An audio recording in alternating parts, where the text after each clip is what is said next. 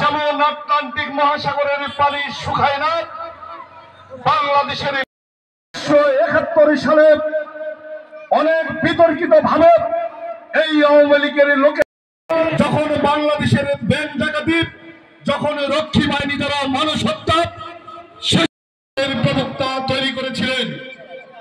সমস্ত নেতৃবৃন্দ আরো জয়পুরহাট থেকে আগত এবং পাঁচমি থেকে আগত সকল নেতা, শহীদ মেহেদী আজ যদি তারা জয়পুরহাটের মাটিতে হায়নাদের গুলির মাধ্যমে তাদের রক্তের বিনিময়ে আজকের জয়পুরহাটের স্বাধীনতা, আমরা গর্ব করে বলতে চাই এই জয়পুরহাটের মাটি বাংলাদেশ জাতীয়তাবাদী দল বিএনপির ঘাঁটি।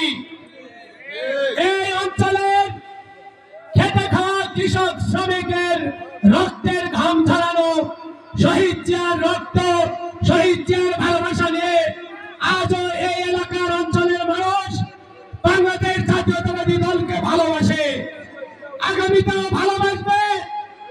এই যারা জেল জুলুম হুলিয়া কেটেছে, সংক্ষিপ্ত সময়ের কারণে প্রধান অতিথি সাহেব বক্তব্য দিয়েছেন, আপনাদের দিক নির্দেশনা, তাই আপনারা সেই দিক নির্দেশনা ফলো করবেন। নির্বাচন সামনে, তারেক রহমান বলেছে সামনের নির্বাচন কঠিন, আমাদের পা ফলাইতে হবে সাবধানে। কোন কুচক্রী মহলের কোন কুষড়যন্ত্রের দ্বারা আমরা প্রতিপালিত হব না, কোন নৈরাজ্যের মাধ্যমে আমরা জড়িত হব না, কোন সন্ত্রাসে আমরা জড়িত হব না, কোন চাঁদাবাজে আমরা জড়িত হব না।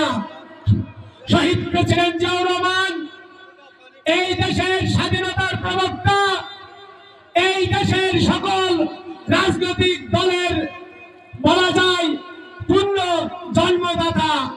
কারণ এই দেশের যেই হায়নাদের প্রতিষ্ঠা শেখ মুজিবুর রহমান যখন দেশ থেকে রাজনৈতিক দল নিষিদ্ধ করে দেয়, জিয়াউর রহমান আসার পরে প্রথম বাংলাদেশে সকল পত্রিকা উন্মুক্ত করে দেয়, সকল রাজনৈতিক দলকে রাজনীতি করার উন্মুক্ত করে দেয়।